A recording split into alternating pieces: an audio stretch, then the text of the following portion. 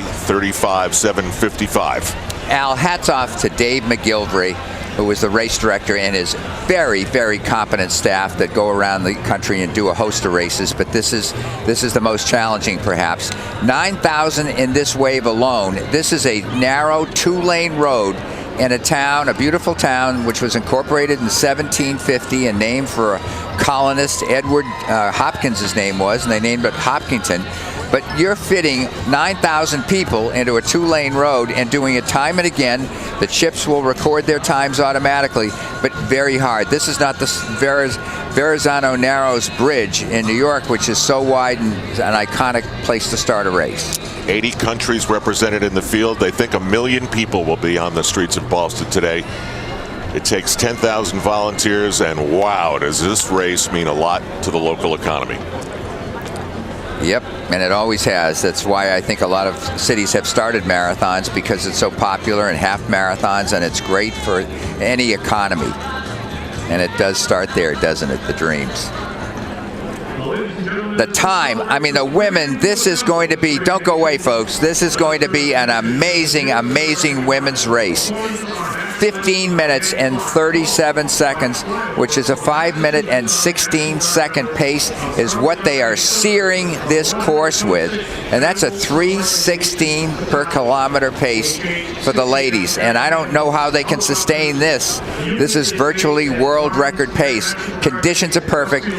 All the days leading up here for the previous week, Al, kind of bad weather, windy, cold, drizzly, and very cold.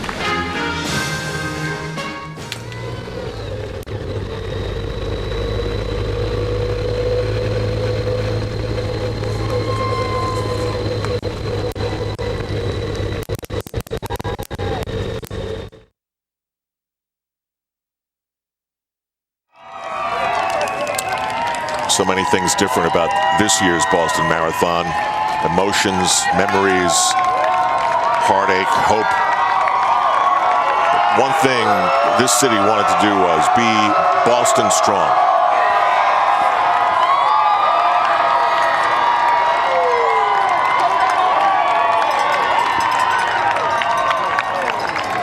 It's one of those feeding stations, Larry. I know you wanted to talk about what they've done.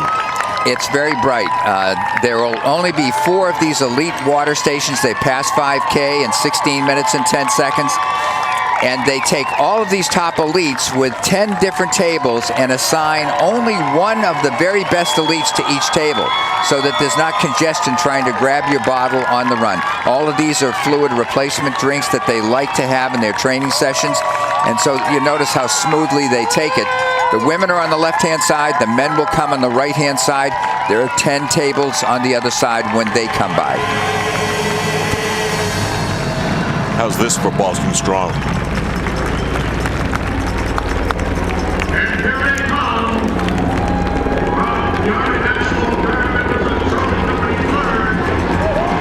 These are 4 helicopters that were used in some cases of the rescue of some of the wounded, and have been used in service here for times of emergency in New England. And they will fly all the way down the course out right to the finish line as kind of a tip of the hat to the event, and as part of the memorial that's going on, and the crowd's being informed of that now.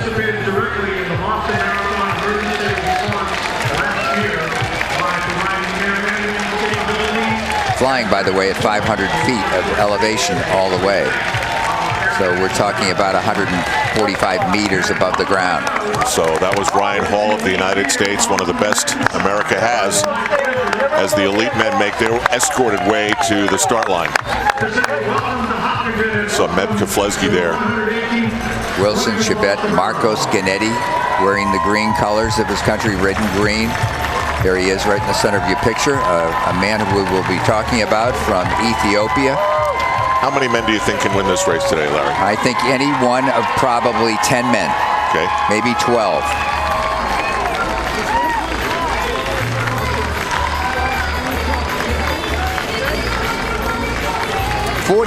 Al, were invited. 44 elite athletes, men and women, were brought in by the Boston Athletic Association, and that's the depth of the invited field.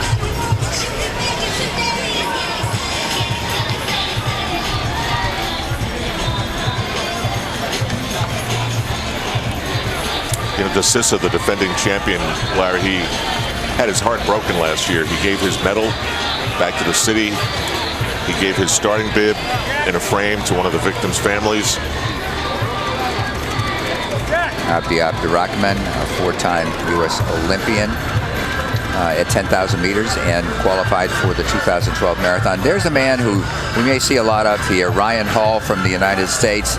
And Hall is had just great training, spent some time in Ethiopia, as we'll document. Sarah Hall tweeted out this morning at 9:02 a.m., as a matter of fact. No matter what the result, I couldn't be prouder of Ryan for all he's gone through to get to this Boston starting line. Excited and thankful. He's never too busy to stop and say hi to the runners. Race director Dave McGilvery. Matt Bowen is married to Sharon Sharop, who is leading the women's pack out there. She is one of the leaders.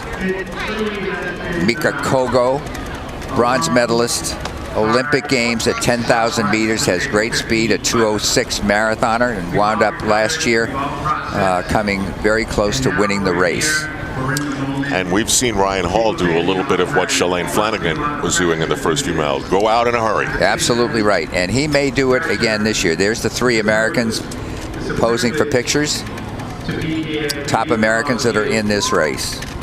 Abdi has a little bit of a Kobe Bryant look-alike thing going on, doesn't he? Not quite as tall. No. I just mean facially. I know.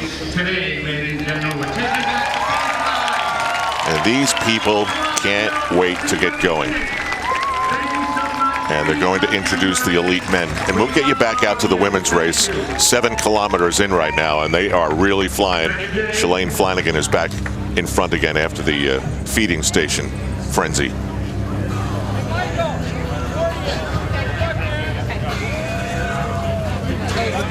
Ryan, Matt, you guys back it up. Mary Kay Shea, who does the negotiations and works significantly to select this field, kind of guiding everybody into position. So here's what the women's race looks like now. 1, 2, 3, 4, 5, 6, 7, 8, 9, 10. So it's still fairly intact. Okay. Buzanish Deba, who is right behind Shalane Flanagan, obviously wants to be part of whatever it is she's doing. I sent a note to Steve Edwards, Shalane's husband, and said, how are things going, and is she been healthy, and so forth. And he sent me a note back, and he said, there will be no excuses. Everything has gone extraordinarily well in our training. We will leave it all on the race course. And she certainly is doing that. Here are the mile splits from the beginning. 5:09, 5:12, 5:16, 5:09. It is slightly downhill here, particularly for these first 4 miles of this race that they have negotiated. So here we are, past the 5K in 16 minutes and 10 seconds. And the ladies are clicking off at this terrific pace, about 3:15 to 3 minutes and 16 seconds per kilometer. Amazing stuff.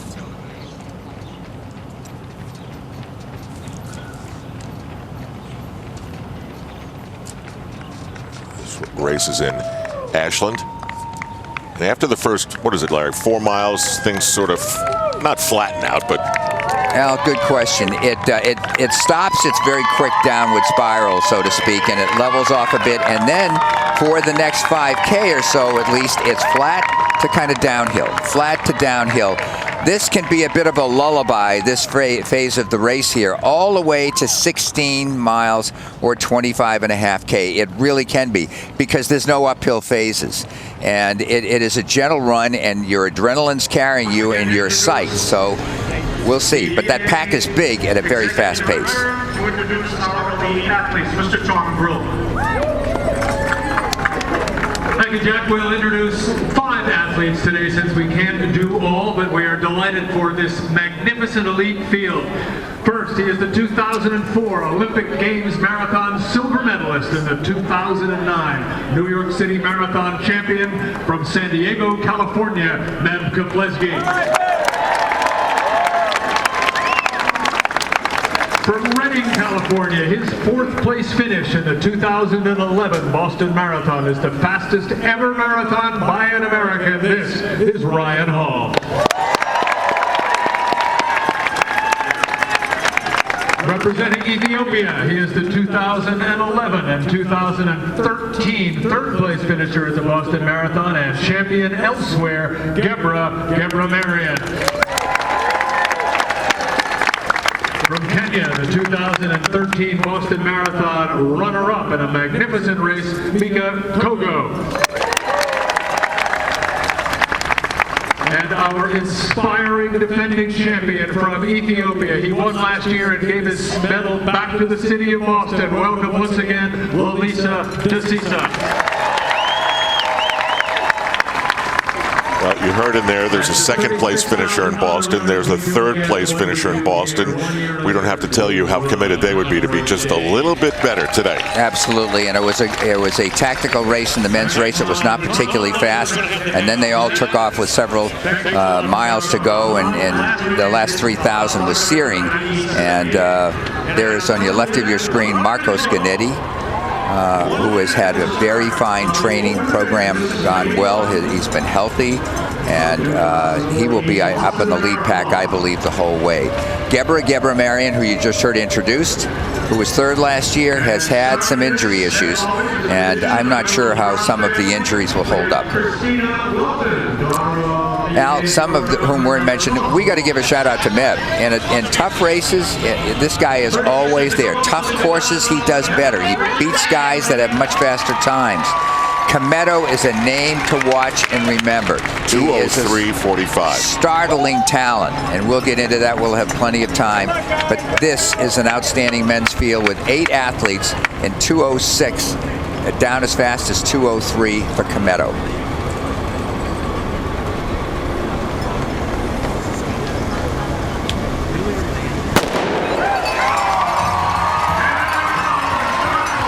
With the first wave right on their heels, the elite men take off. It feels like now the Boston Marathon is officially underway. And Ryan Hall looks like he wants to be at the front.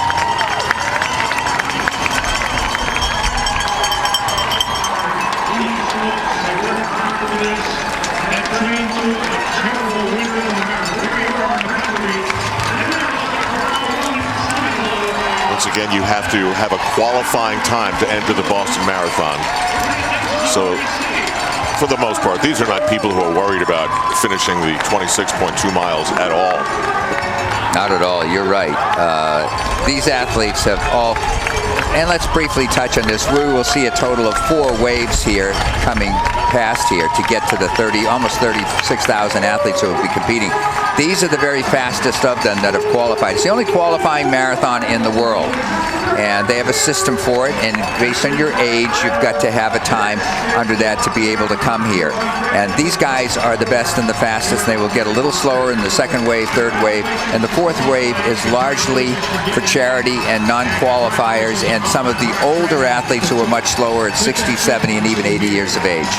Larry, this is your 40th Boston Marathon? Yes, it is. So you've seen a tremendous growth of the sport, but the program for this race is about a ½ inch thick. When you flip through it, you cannot believe how many different marathons there are around the world. Well, Al, in my opinion, it started in '72 with Frank Shorter's victory, and the proliferation in America was reflected in other countries as well, and the running boom was underway, and the health and benefits from it, I think, have been extolled, and there's actual studies out now, Duke University involved, University of Illinois, which shows that running will improve your memory and focus, and how important is that to know for mom and dad? For scholarships and academics and all that. The best sports teams intellectually in the United States, and I've got to believe the world too, are runners, and it shows in the classroom. So it has proliferated mightily. And imagine the first race in 1897 started with 15 runners. Look what we got now. Don't you wish you had a stock that did that well? Boy. So these athletes are all under 3-hour marathoners. The second wave that we have will have athletes who have run at least 3 hours and 33 minutes or faster will be in that second wave.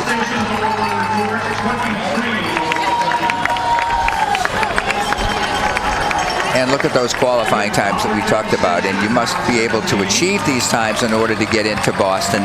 Pretty self-explanatory. And there's even categories for 80-year-olds. And so it gets progressively slower to allow for the fact that the body obviously can't run as fast and you lose your speed and all that. But 5 hours, 25 minutes will get you in if you're 80 years of age or older.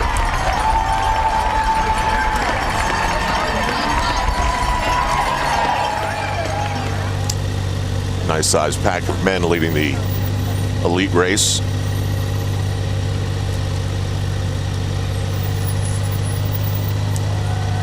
And Ryan Hall of the United States is still there.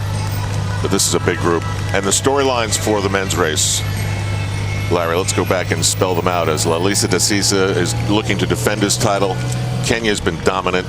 And there you see the Americans. You know, top talent is Desisa, enormously capable, hardworking. Everything's gone well. He's been injury-free coming in here. Should be right.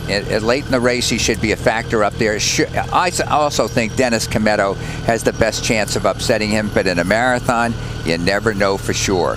But those two are guys to key on, and we'll see what happens. Hall seems very confident, very relaxed. His weight is right where he wants it. We'll touch on that later. I think he could be a factor. And I'm surprised he hasn't, maybe, we'll wait to see. I don't think he's in first place out there yet. This is one of the most quaint parts of the course because as you move along, you're seeing husbands, wives, and kids who literally had breakfast in their kitchen a few minutes ago and walked out to the front yard to see the Boston Marathon. It's a so pretty cool concept. It really is. Very cool. These are wonderful, quaint towns west of Boston.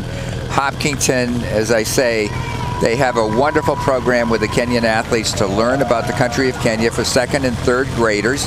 It's been going on for 22 years, and they learn Kenyan songs. They learn the culture and climate. They bring the Kenyan top athletes out, have a wonderful affair in their gym where they actually sing Kenyan songs to the athletes, among other things. It's really it's a festival here the entire week leading up to this race. 50,000 competitors in various events, including a top 5K and high school miles and world-class miles, and it's a great week in Boston. We have some of the most talented people in television, and they are working right now to reestablish the women's picture. Now, you can see this is an uphill challenge now. This is why Ernst van Dijk wanted to build up a lead, because he's in the hills of Newton. So he just crossed Route 95. You know, we had a good shot there in the back, Al, where there was no one with him. You couldn't see anybody behind at that point.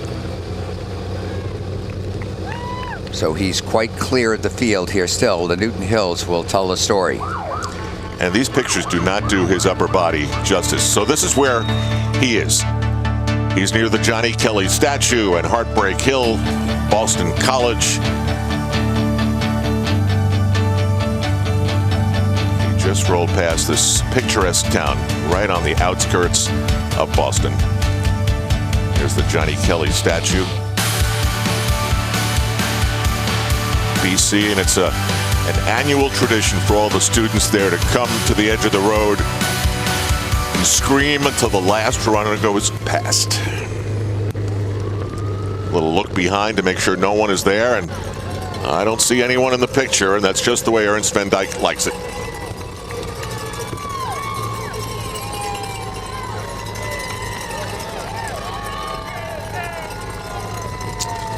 I can tell you Shalane Flanagan is still at the front of the women's race, and it still looks like it is a pack of 10, but we're still having some digital breakup issues, and we'll get back as soon as it's reestablished. Fantastic images from the 2014 Boston Marathon.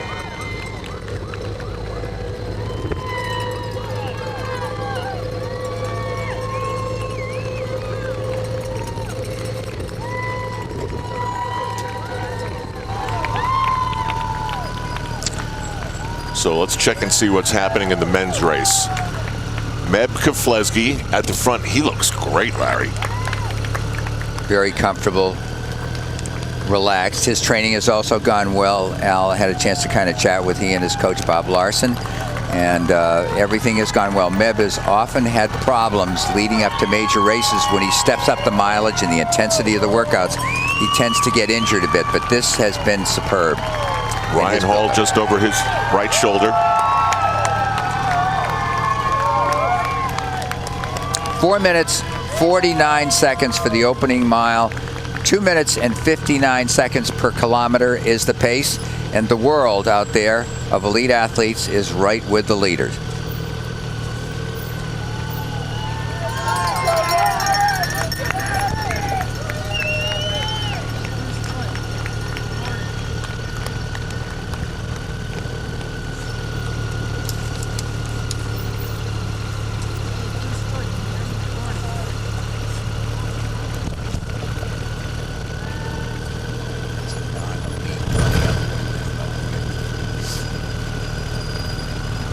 And we have an interloper.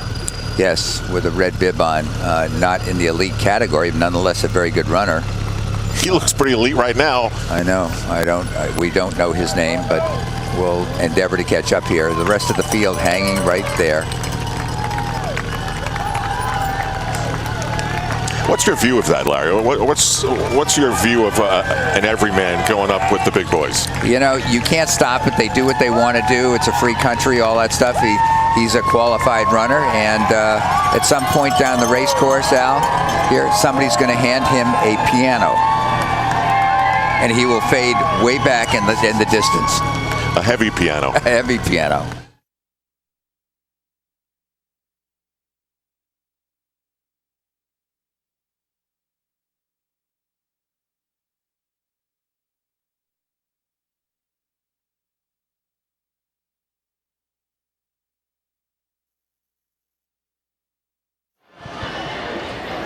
Paul Sunderland back with you at the finish line as the men's race has gotten underway in earnest, and pretty moderate pace to start things out. And in the middle of your screen, American star Meb Keflezighi, who knows what it's like to get on the podium here, although it's been a little while. He's off to a good start, and we talked to him about coming back in 2014. There was always pressure for me, you know, whether it's at the Olympic Games or whether it's in New York. I'm glad I watched the TVs afterward because there's a lot of expectation. But now, you know, I just do what I do every day of my life, try to be as fit and as strong as possible. And yes, it is magnitude to another level of the Boston Marathon, but, you know, I still have to move one feet after another to get to the finish line. Back once again with Julie Benson, Josh Cox, and Frank Shorter. And Julie, your thoughts on the early going? The women's race getting most of the headlines with Shalane off to a blistering pace, but now we take our focus to the men. Yeah, and they have started a bit more moderate in terms of their pace. I love to see Meb up there. You know, we saw him win the U.S. Half Marathon Championships in January, which was a bit of a surprise because he did struggle tremendously in the 2013 New York City Marathon. So to see him up here from the get-go tells me he feels very confident. He's second from the left on your screen. You can see his momentum is just now carrying him to the front, and he's running very relaxed. And I think what you take, you know, what you can take from this is he's trying to see how he feels. If he feels well today, that's good. And I like the fact that he's not pressing the lead. He's just running at a certain effort. Other people are coming up beside him and then dropping back, but he's just in a groove. Josh, you know Meb very, very well. You train with him a lot. What does this tell you about what may be ahead with respect to his marathon? Well, it's obvious that Meb wanted to come into this race and didn't want it dictated to him. I think had Ryan torn out and gone out in 4:30 or something, yeah, he would have probably tucked in. But he's fine with going to the front, just as Ryan's fine with going to the front. Meb is one of the absolute best championship-style racers on the planet. He doesn't have the personal best of some of these guys, but he has the hardware. He has the silver from Athens. He has a New York City Marathon title. And this is a guy who again and again has pushed that setting sun back up in the sky and says, I'm not done. I'm not done. Every time you count Meb out, he comes back with another sparkling performance, as evidenced by his great performance U.S. Half Marathon Championship in January. So I talked to him yesterday. I talked to him the day before. Talked to him this morning.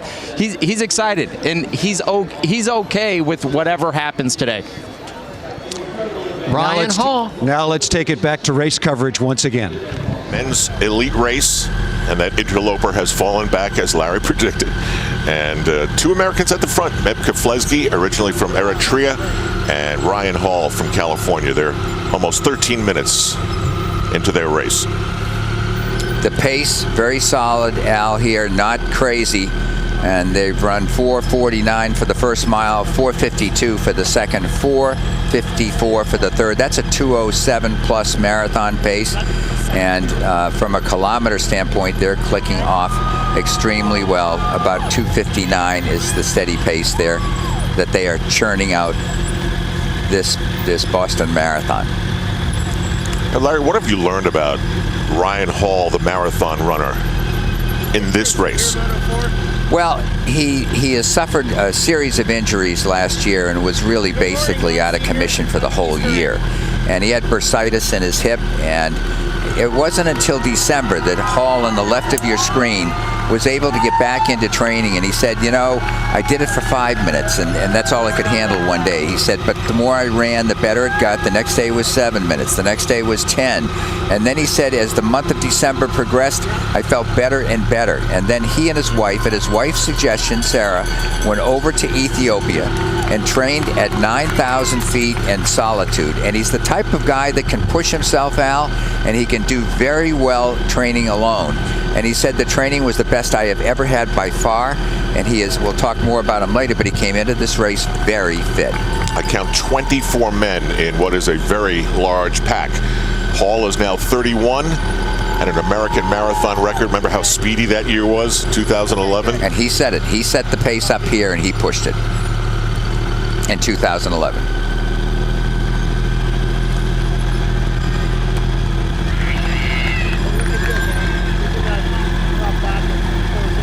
They are just about at the 3-mile mark and coming up on the 5K very shortly after that.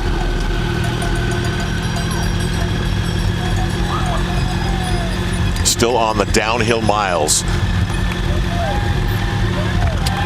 for another few minutes.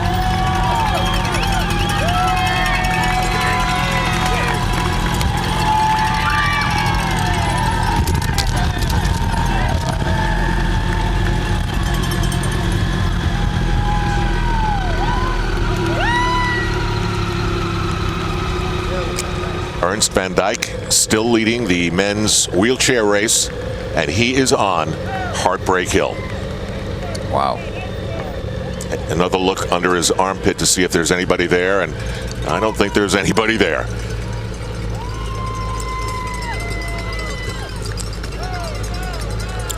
Many of these athletes in the wheelchair competition, because they're not pounding with their joints, can compete in London 2 weeks ago and be very ready for this race today. Look at that peloton. Look at the size of it. The trees appear quite still, telling you there's not much of any kind of a wind at all. Certainly not a big headwind. And this is just terrific running. This day is blessed. Talk about the significance of the number of neon green or yellowish singlets in there. Well, it's, often they wear either their sponsors' colors they'll talk it over with sponsors of who represent. For example, is Nike a sponsor of them, or could it be ASICS or somebody else? With the uniforms, the Ethiopians tend to wear colors of their country, Al. So it's often a sponsorship situation that you see the variety of colors.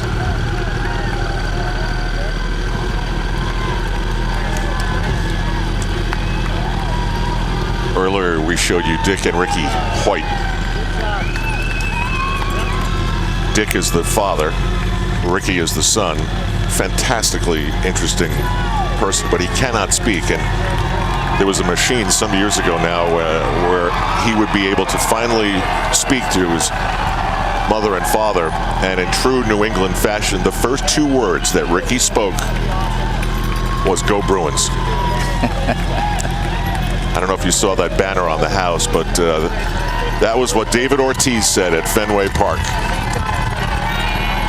Meb Keflezighi hydrating and looking good at the front of the men's race in the 118th Boston Marathon.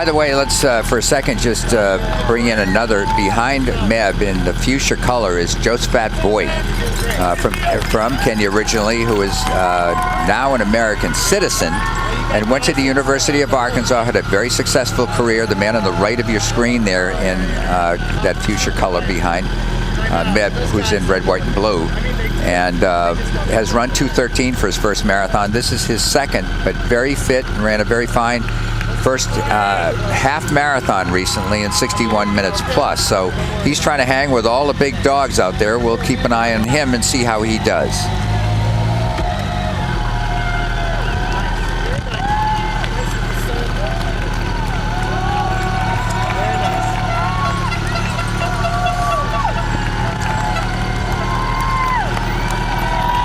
Now, we talked about up in this lead pack is DeSissa and Kimetto, and they were ranked the #1 and #2 world-ranked marathoners last year.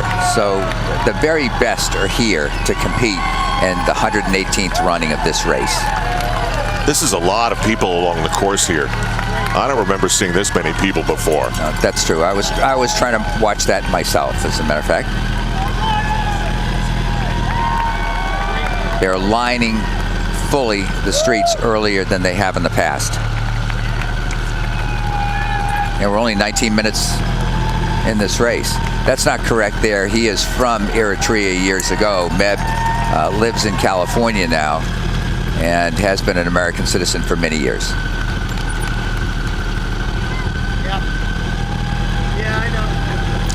Now we are rapidly trying to rejoin the women's race. We're dispatching motorcycles traveling at high rates of speed.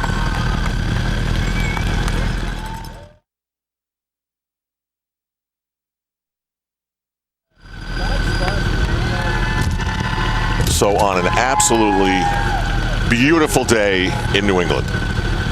Temperature when the race started was in the 40s, very little, if any, wind. It is supposed to get warmer today, Al. Closer to normal for this part of the country is about 58, 59 degrees at this time of the year, and that's about 14 Celsius. The day was expected to get up to 17 Celsius, about 64. These athletes will finish long before it's that warm, but it's in the 50s or the upper 40s, mid 40s. Extremely comfortable, great conditions for New England at this time of the year, given how crazy the weather can be. Larry, when you see Meb having his greatest moment as a runner, where is he and what is he doing? His greatest moment, you're talking about here, this race? No, just ever. Yeah. You have to point to his Olympic medal in 2004 that he got in the marathon, and then chopping down people in 2012 at the Olympic Games when he wound up 4th and just missing a medal again. Meb in 2.5 weeks will be 39 years of age. Very hard to do at that age to run with world-class people as he is doing now, but hats off to him. It's been an amazing career for this young man. And when he finally won in New York in 2009, it led to him being the first marathon runner that I can remember to do mainstream television commercials. That's true. That is a rarity for sure in the United States. The men are at a 2-hour, 8-minute pace right now, keeping it honest, but this pace will break open. The pace will pick up. There will be surging tactics. The question is when, Al, will that occur? Marcos Ghinetti is the leader from knowing his form out there. Running comfortably. One thing you can see that many of these men have in common, the length of their legs. Every stride means they cover more ground than someone who doesn't have legs that long. And they're very light, so it's easy to carry. The less weight you're carrying, the smoother it is that you look when you run. And all of them have just beautiful, beautiful strides. They really do. Rarely do you see somebody who is a world-class runner that doesn't look smooth. And if you've never met one in person, I don't think I have the right words to describe just how slight some of these runners are when you see them in person. That's very true, and we're talking extremely light. By the way, they have gotten lighter and lighter as the years have gone by. Lalissa DeSissa weighs all of 115 pounds. I mean, they're short. We're talking about athletes that are 5 feet 7 inches tall, which is something in the neighborhood of 168, 1 meter 70 centimeters.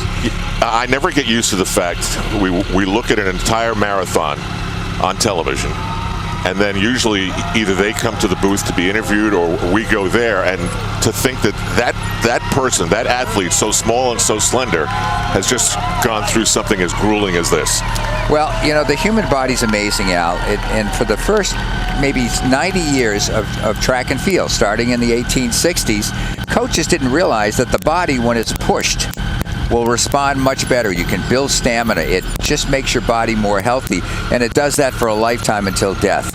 And so they finally, in the 1940s and 50s, realized you can run more than 20 miles a week and be healthy and be good. So long story short, these light, small people are putting in significant miles, up to 200 kilometers a week, 120 miles, and they are the fittest people on the planet. Back for wave number 2 of 4. Think of how long. I mean, since it was dark out, these people have been waiting in Hopkinton for their Boston Marathon to start. Still, the smiles are wide.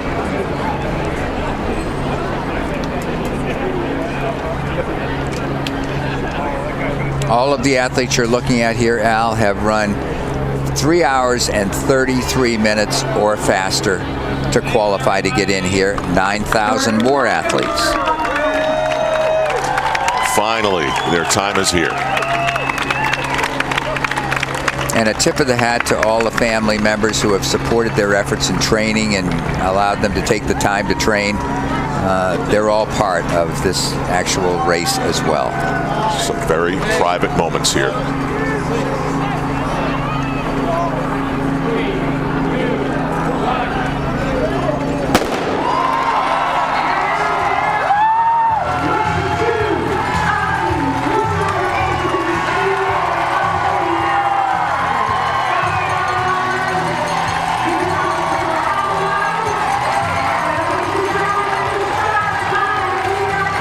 And again, somewhere in there are almost 4,800 people who get a do-over in the Boston Marathon when the race was stopped by Fenway Park. What a thrill it is for all of these. This is a lifetime achievement to be able to get to Boston and run number 1. And it's a lot like a Broadway play. You know, 26 miles, 42 kilometers. And it's a lot like a Broadway play in the sense that you're getting a standing ovation the whole way.